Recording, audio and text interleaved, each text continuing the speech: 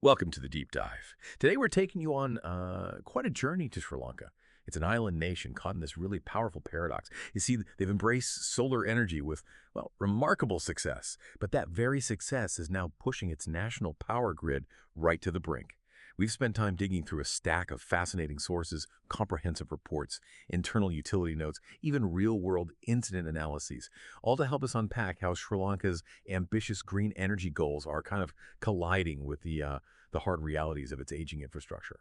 So our mission for you today is to really understand the intricate technical, economic, and geopolitical challenges playing out in Sri Lanka, and crucially what their experience means for other nations thinking about going green. Absolutely. And what's truly illuminating here, is that Sri Lanka's situation isn't just about energy policy. It's really a microcosm of the global challenge. How do you integrate these rapidly expanding renewables into grids that weren't built for them? It just vividly highlights the need for, well, foresight and strategic planning right from the get-go. We'll dig into the why behind the headlines and look at the solutions being explored. Okay, so let's unpack this core issue. Sri Lanka set this incredibly ambitious national policy. 70% of its electricity from renewables by 2030. And they've seen this amazing rapid expansion of solar, especially rooftop solar. But here's the paradox. This green success story isn't just straining the grid, it's actually destabilizing it. It's like trying to run a Formula One engine in a standard family car frame. That's the kind of imbalance we're talking about. Right. And the immediate question that raises is, how can more solar possibly lead to less stability? It seems counterintuitive. Well, the central technical limitation is something called system inertia. Think of it like the grid's natural shock absorber. Its inherent stability. Traditional power plants think coal, hydro, they have these massive, heavy rotating parts, turbines and generators. They store kinetic energy just by spinning. And that rotational mass, that stored energy, it gives grid operators crucial seconds, maybe even minutes, to react if something goes wrong, like a sudden fault or a big plant tripping offline. Okay, so buys them time. Exactly, buys them critical time. Solar PV systems, though, they're fundamentally different. They're inverter-based electronics. They don't have that physical rotating mass. So as solar's share on the grid increases, the overall system inertia naturally decreases. This makes the whole network much more fragile, much more susceptible to disturbances. And this fragility really bites during certain times. Yeah. Precisely. It becomes particularly acute during low demand periods. Think sunny weekends, public holidays. You've got high solar output flooding the grid, but not much demand to soak it up. To maintain stability, then, the Ceylon Electricity Board, the CEB, often has to actually shut down its own conventional power plants, the very plants providing that essential inertia.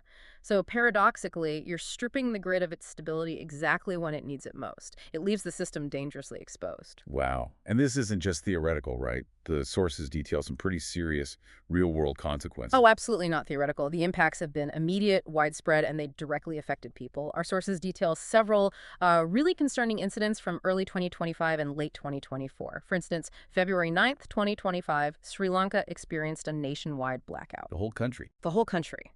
At that moment, over half the demand was being met by about 800 megawatts of solar. Then a disturbance occurred at a substation. Voltage dropped sharply. And because the system lacked enough inertia, enough of that shock absorption capacity, huge numbers of solar PV systems just automatically disconnected, as they're designed to do for self-protection. The result? A massive instantaneous gap between supply and demand, and that triggered a cascading failure that just plunged the entire country into darkness. Incredible. And there are other incidents, too. Yes, several. September 22nd, 2024, during a low-demand event. The system had a record low minimum demand, just 670 megawatts. Grid operators saw extreme frequency fluctuations, a clear sign of severe instability. To prevent another system collapse, the CEB had to forcibly curtail, basically cut off, about 160 megawatts of renewable energy for several hours. Just switched it off. Switched it off. And then a very similar situation on April 12th, 2025, during a public holiday. Demand plummeted, about 400 megawatts below normal, again, high solar generation. To manage it, avoid another blackout, CEB had to shut down a major conventional plant, the Kilanatissa combined cycle plant, and curtail a staggering 700 megawatts of renewable energy. That included both manual curtailments of larger plants and pre-scheduled disconnections of rooftop solar. 700 megawatts. It's huge. It's enormous, and the key takeaway here is these aren't isolated incidents. They paint a clear, escalating pattern of instability. It's creating a genuine crisis for the utility, the CEB, and of course for the renewable energy producers. The CEB itself has issued these stark warnings internally, saying, look, without immediate decisive action, the system faces a high risk of total collapse during any fault, especially in these vulnerable, low-demand periods. Okay, so faced with this escalating instability and lacking modern tools for dynamic control, what did the CEB do? They resorted to this controversial measure: power curtailment. That's right. Highly controversial. It means ordering solar farms and even mini hydro plants sometimes to cut their production, sometimes by as much as 50% for several hours a day. What made it particularly problematic, according to our sources, was how it was done, often just verbal instructions.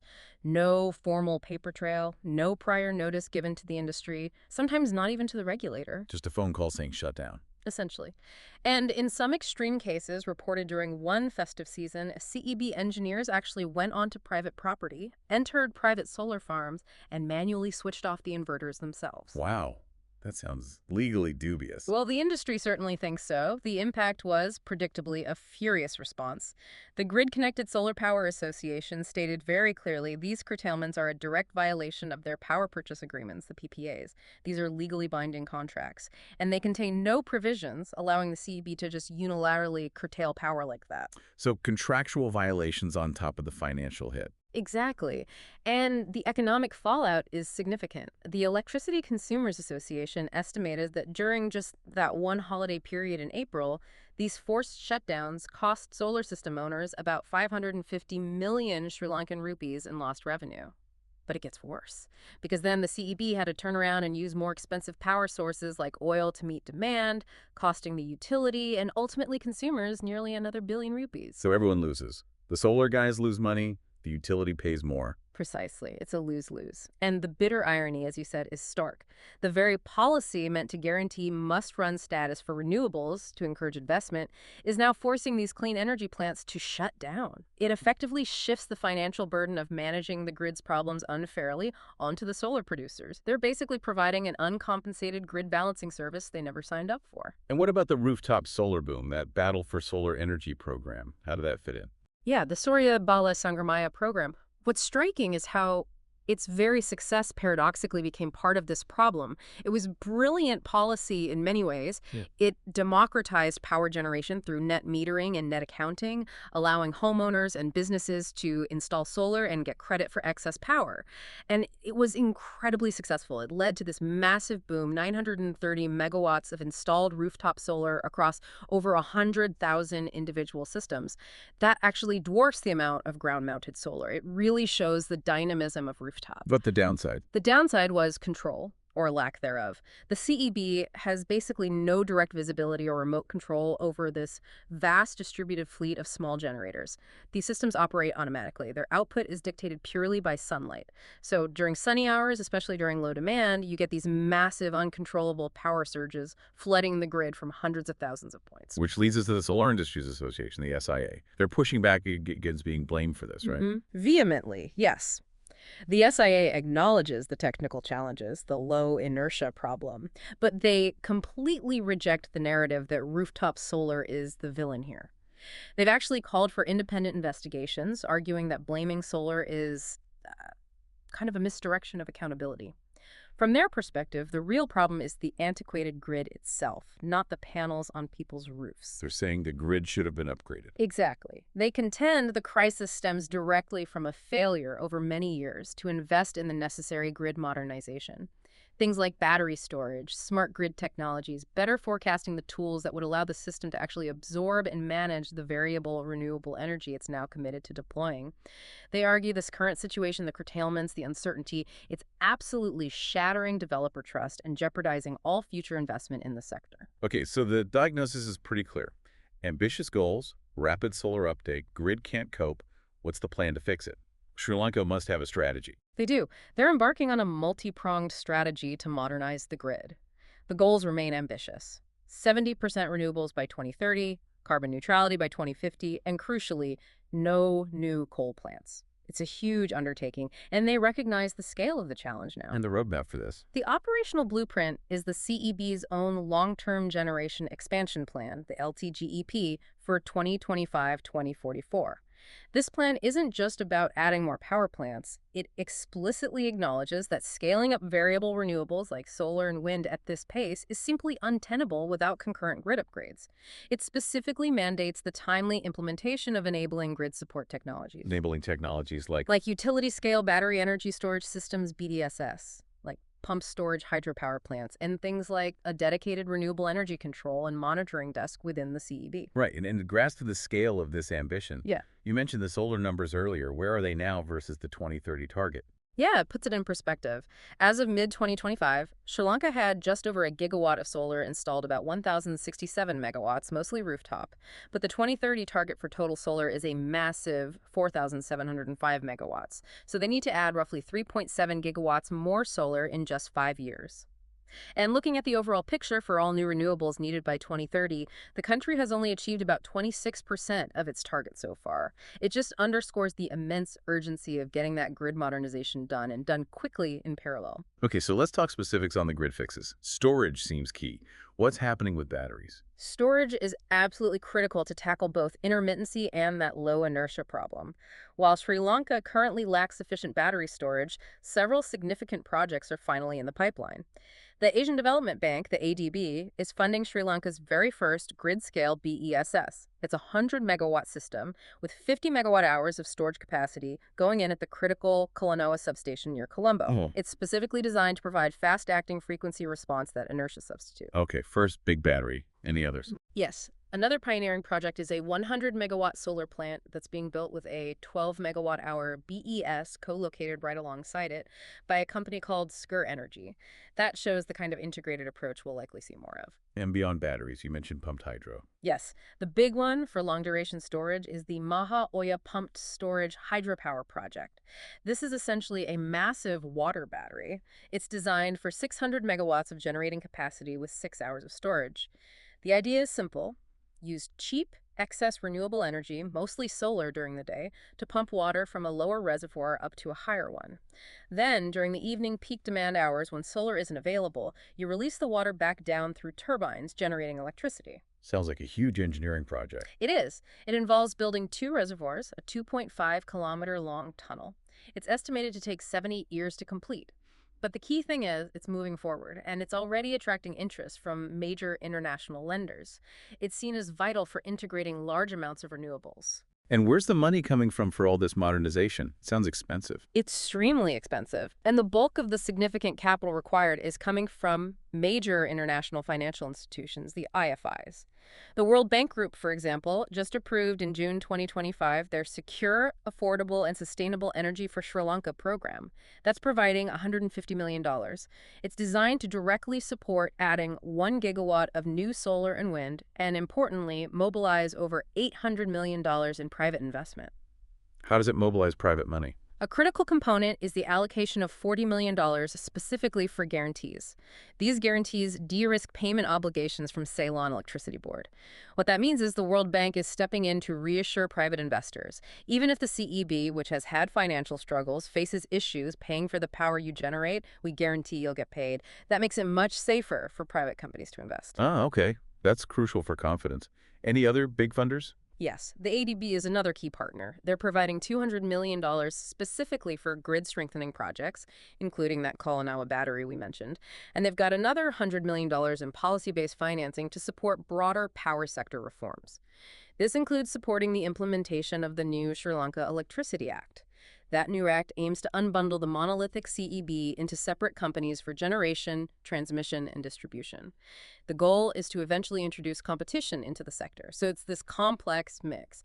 Hardware upgrades, legislative reforms, all underpinned by significant international funding. Okay, let's shift gears slightly. There's another major potential solution, or perhaps complication, on the table, connecting Sri Lanka's grid to India's. That's right. The high voltage direct current, or HVDC, interconnection with India. This idea has actually been floating around for 2 decades. The vision is for a phased development. Phase 1 would be a 500 megawatt link, eventually ramping up to 1,000 megawatts. It would run from Madurai in southern India to Anuradhapura or Nuhabarana in Sri Lanka, about 285 kilometers, mostly undersea. The target completion is somewhere between 2030 and 2035. And the potential benefits. Why do this? The potential upside is quite compelling, at least on paper. A landmark 2018 study by the U.S. National Renewable Energy Laboratory, NREL, looked at this. They projected that even just the initial 500 milliW interconnection could save the combined India-Sri Lanka system about USD 180 million annually. For Sri Lanka specifically, they estimated production costs could fall by as much as 35%. How would it save so much money? Through economic dispatch. Essentially, the link allows electricity to flow in whichever direction is cheapest at any given moment. So Sri Lanka could import cheaper power from India whenever India's generation costs are lower, displacing Sri Lanka's own expensive oil and gas plants. But crucially, it also works the other way. It acts as a release valve for Sri Lanka's surplus solar. Instead of having to curtail that excess solar power on sunny days, Sri Lanka could export it to the vast Indian grid. This avoids waste, makes domestic solar projects more financially viable, and also enhances Sri Lanka's grid reliability by giving it access to India's massive reserve capacity in emergencies. Okay, sounds great. But you mentioned complications. What are the downsides or risks? The big one is energy sovereignty. This isn't just a technical project, it's deeply geopolitical. That same NREL study highlighted that a 500 milliW link could supply roughly 12% of Sri Lanka's entire annual electricity needs. That creates significant dependence on an external source for a critical national resource. And it was precisely this concern compromising its energy security that led Sri Lanka to delay the project for so many years. So what changed? Why is it moving forward now? Leverage, essentially. India's Neighborhood First policy, combined with the crucial financial and fuel aid India provided during Sri Lanka's severe economic crisis in 2022, gave Delhi considerable leverage. They were able to push this long-stalled project forward as part of the recovery assistance. Okay. Geopolitics at play. What about the impact on Sri Lanka's own solar industry? That's the other major complexity. While the link offers a potential solution to the curtailment problem allowing export of surplus solar, it also opens the door to massive power imports from India's huge market. India's market includes vast amounts of renewables, yes, but also significant low-cost coal power. If the commercial terms of the interconnection agreement allow for very cheap imports from India, it could suppress the electricity tariffs within Sri Lanka. And if tariffs are suppressed too low, it could significantly disincentivize private investment in new Sri Lankan solar farms. Why build local if you can just import cheaper power? So it's truly a double-edged sword for local industry growth. It all hinges on those commercial terms, which haven't been finalized yet. Right, that tension between attracting large foreign investment and nurturing the local industry seems really acute.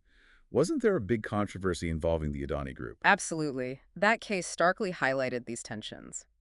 In early 2023, the Adani Group proposed a $442 million wind power project in northern Sri Lanka. Initially, it was presented as a major foreign investment win. But it quickly became controversial. The procurement process was opaque. It was labeled a government-to-government deal, bypassing standard competitive bidding. And the agreed tariff, the price Sri Lanka would pay for the power, was reportedly $0.0826 per kilowatt hour. Critics immediately pointed out this seemed inflated, potentially double what local companies had offered for similar wind projects through competitive tenders.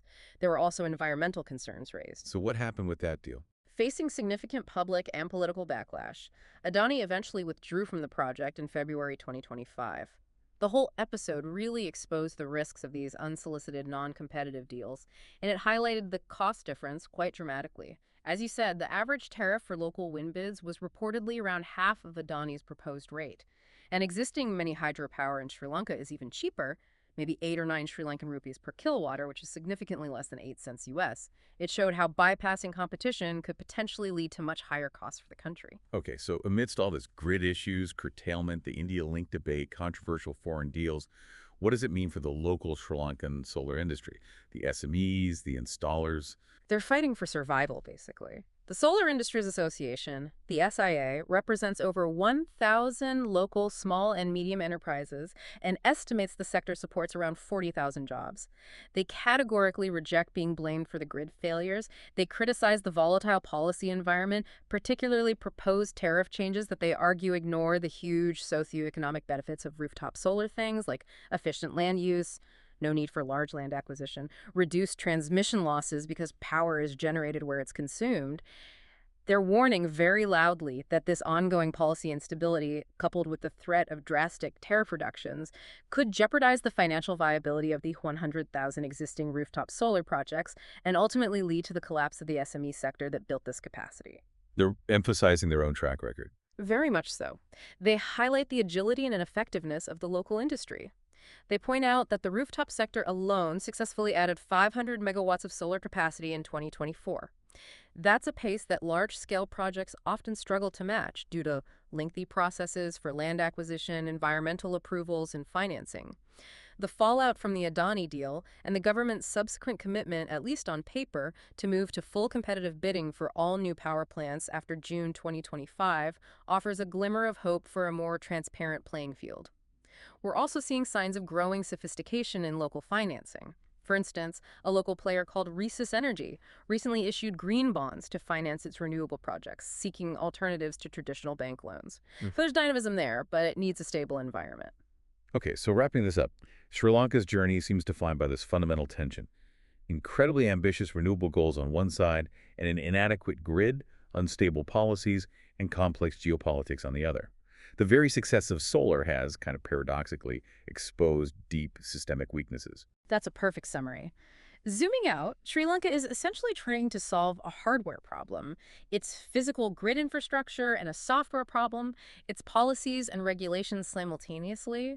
And doing both at the same time, while also navigating economic challenges and geopolitical pressures, requires immense coordination, significant capital investment, and crucially sustained political will. It's a massive undertaking.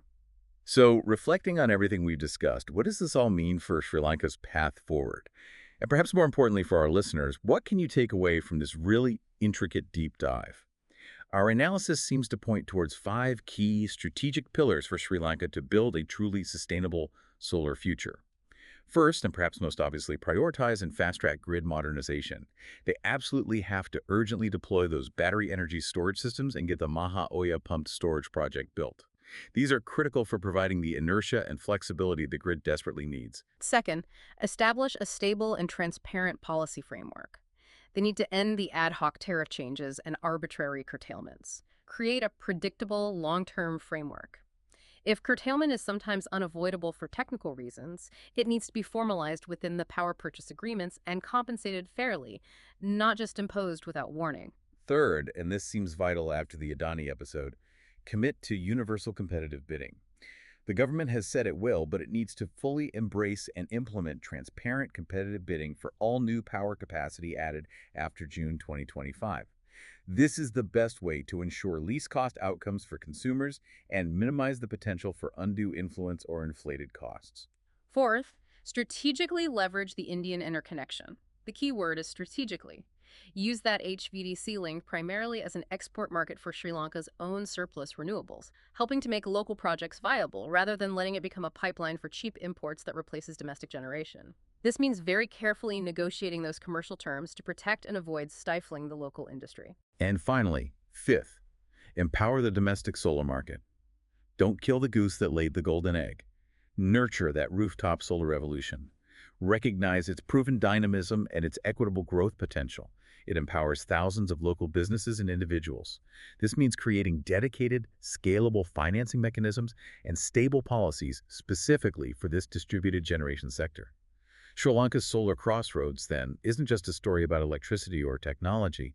It's really a powerful illustration of this delicate, often difficult dance between technological ambition, infrastructural reality, and those powerful geopolitical currents. And it really raises an important question, I think, for you, the listener, to ponder. As more and more nations pursue these ambitious renewable energy targets, what hidden challenges might they encounter down the road if grid modernization and supportive, stable policy frameworks don't keep pace with the sheer speed of adoption? And maybe just as importantly, how crucial is nurturing and empowering local industries and communities in making this global energy transition not just fast, but also fair and sustainable? Something to think about, isn't it? Join us next time on The Deep Dive.